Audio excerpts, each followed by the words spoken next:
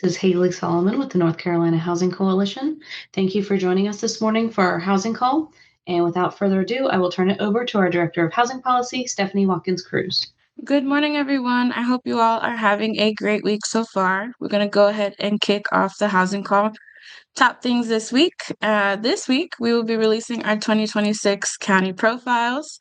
We're also going to be talking a bit about the recently published HUD proposed rule for mixed status families. And then just a bit of an update on the negotiations for final fiscal year 26 spending bills happening as they resume this week in Washington, D.C. So this week, we're happy to announce that in a few days, we will be releasing our 2026 county profiles by the end of the week. After the longest federal government shutdown in history last year, a big portion of the data that we rely on was delayed. So we are really thankful for your continued support and patience with this process and updated timeline for releasing the county profiles. We know that many of you use this data, and we just really appreciate your continued support for this resource because it's been several years now that we've been doing this. When we release the profiles later this week, as always, we'll include some data highlights and key takeaways from our analysis this year. And then we'll also include methodology, just an overview of how it was done. And in the meantime, if you want to see county profiles from the past several years, we will link the gallery that you can use to view and download all past profiles. But you can also go to our website and go to county profiles. And if you scroll to the very bottom, you'll see the gallery there as well. Another reminder to register for North Carolina Housing Day 2026. The registration will close on April 3rd.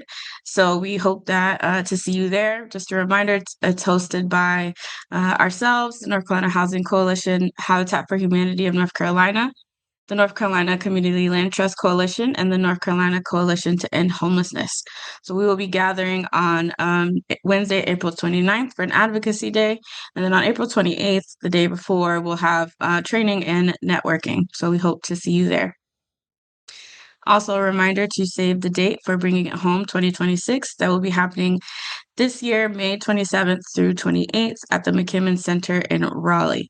And if you want to sign up for updates, registration is going to open in March, but we have a link in the call notes for you to sign up for updates as well as the landing page for Bringing It Home 2026. Moving on to federal updates. This week, members of Congress are returning to Capitol Hill after a week-long recess, and they are going to continue negotiations over a final fiscal year 2026 spending bill for the Department of Homeland Security, DHS. This is the last spending bill that Congress needs to enact for fiscal year 26. And one of the reasons that we pull this out is because a key part of this appropriations bill also provides funding for the Federal Emergency Management Agency, or FEMA as we know it, to carry out disaster response and recovery efforts. Now, FEMA has been a part of DHS since 2003, and currently, even though there is a partial government shutdown, particularly in this department, FEMA does still have access to its disaster relief fund, which I believe is over $20 billion, in order for it to meet its near-term disaster-related obligations. However, Congress also has the ability to provide additional funding to FEMA separately from DHS through a disaster supplemental bill. This negotiations process has been really contentious, especially due to the funding tied to ICE. And we do not support the deadly force used across the nation in vulnerable and marginalized communities, including several in our state. We do, however, support the bipartisan Fixing Emergency Management for Americans, or FEMA Act of 2025, because this would restore FEMA as an independent agency. And it also includes several improvements that are long overdue and that would allow the agency to not only respond faster and in a more fair way, but also have increased flexibility and be able to improve efficiency to serve disaster survivors across the country. Many of you have already signed on to the support letter, but we also urge you to reach out to your congressional delegation and remind them that disaster relief and recovery should not be used as a political bargaining chip. Join us and industry partners across the country in urging them to pass the FEMA Act, as well as a separate and long overdue supplemental spending bill for disaster survivors. Moving on to the new proposed rule that was published last Friday. The U.S. Department of Housing and Urban Development published a proposed rule requiring verification of U.S. citizenship or the eligible immigration status of all applicants and recipients of federal housing assistance, regardless of their age. So, under this proposed rule, any prorated assistance would actually be temporary, pending the verification of the eligibility status of all family members. Some of the early analysis tells us that this proposal could cause an estimated 80,000 families to lose their housing assistance. These families include U.S. citizens and almost 40,000 children. The Notice of Proposed Rulemaking, or NPRM, is titled Housing and Community Development Act of 1980, Verification of Eligible Status. And this is a mirrored attempt. This mirrors an attempt that was made back in 2019 by the Trump administration to break up and evict mixed status families in HUD-assisted housing. However, this time, the proposal includes citizen verification requirements for all households living in HUD-assisted housing, including over 4.3 million households with a U.S. citizen. So this now, in addition to administrating and serving the millions of households on HUD assistance. In addition to that, Public Housing Authority staff will be having to go through this process and verify all of these documents, as well as additional documents that they probably will have to go through if this rule were to officially go through. This proposed rule does have a 60-day public comment period. So comments on the proposed rule are due by April 21st. We have a link to the proposed rule in the call notes for you so that you can review it in its entirety. We also are going to include a few different resources, different pathways to support mixed status families receiving federal housing assistance, as well as an updated analysis of the final FY26 HUD bill that is now available, just kind of giving a more in-depth summary of what that bill contains, and that's from our partners at the National Low Income Housing Coalition. Moving on to state updates. We've been talking a lot about this committee, and so have the news, but the next House Select Committee on Property Tax Relief and Reform is going to meet on March 18th at 10 a.m. There have been a lot of news pieces around this, and we just wanted to provide a few notes here. Conversations are continuing and ongoing with lawmakers around the issues that have been raised in the last several committee meetings. This is not a new topic. This committee has been sort of a long time coming. Here at the Housing Coalition, we believe that state lawmakers should focus property tax relief efforts on the taxpayers most burdened by unaffordable housing costs, rather than going after a one-size-fits-all approach that would disproportionately harm seniors and people with fixed incomes, as well as hinder the ability and fiscal health of local governments across our state. We really should focus on improving existing property tax relief programs that we know North Carolinians already support, but that need to be modernized to meet the scale of the need. Recent discussions in the committees have been about levy limits and assessment and tax rate caps, among many other things.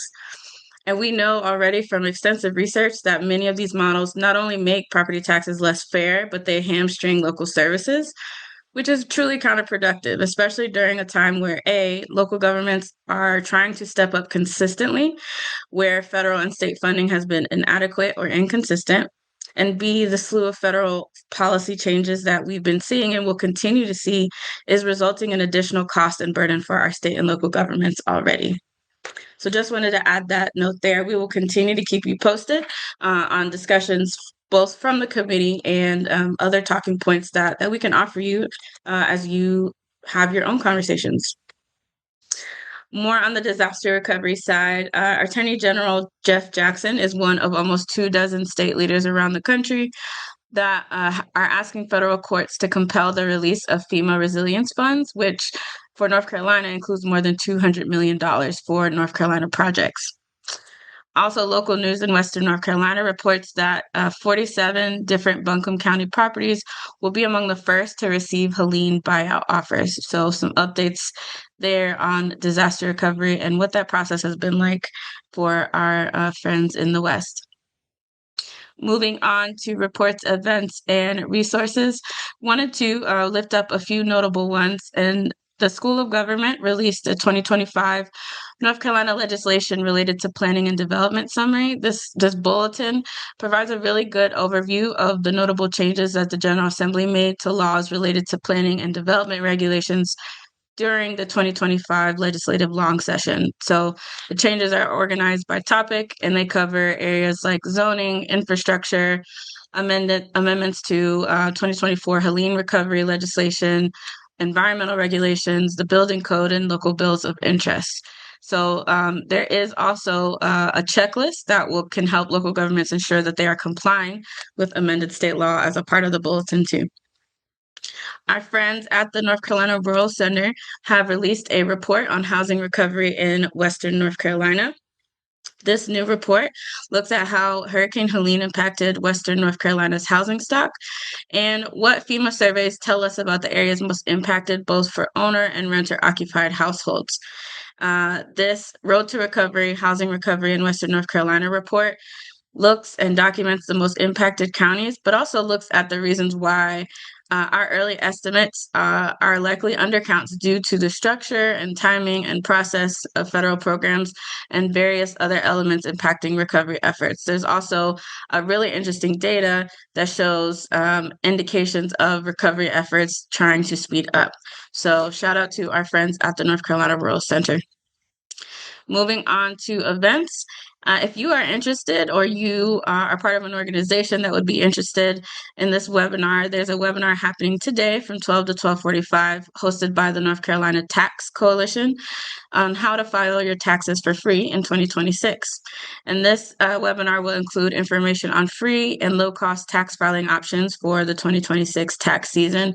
So the webinar is intentionally designed for organizations and advocates who work directly with North Carolinians and want to ensure their communities have access to up-to-date tax filing resources. We have the registration link in the call notes for you as well. There is also going to be a class, a webinar this week on Thursday from 12 to 1 p.m. Understanding Affordable Housing Pro Formas, a case study from a North Carolina community. This is hosted by the School of Government through the Carolina Across 100 initiative.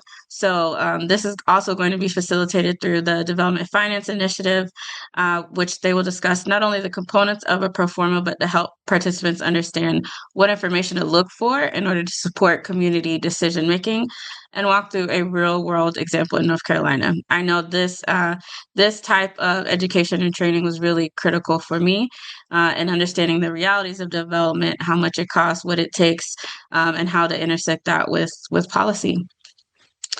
Last but not least, we want to lift up a few different conferences and classes. Also at the School of Government, there will be the Community Development Academy that will be March 17th through the 19th and April 14th through the 16th in Chapel Hill. And this is a more intensive course that's designed for community development practitioners and covers various concepts and methods and strategies for community economic development. There's also going to be the 2026 Rural Summit hosted by the NC Rural Center, March 26th through 27th at the Raleigh Marriott in Crabtree Valley.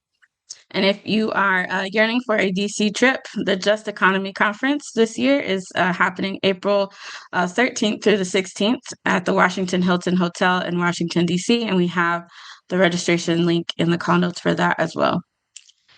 As always, thank you so much for tuning in. I hope you all have a great rest of your week, and we will talk to you next time.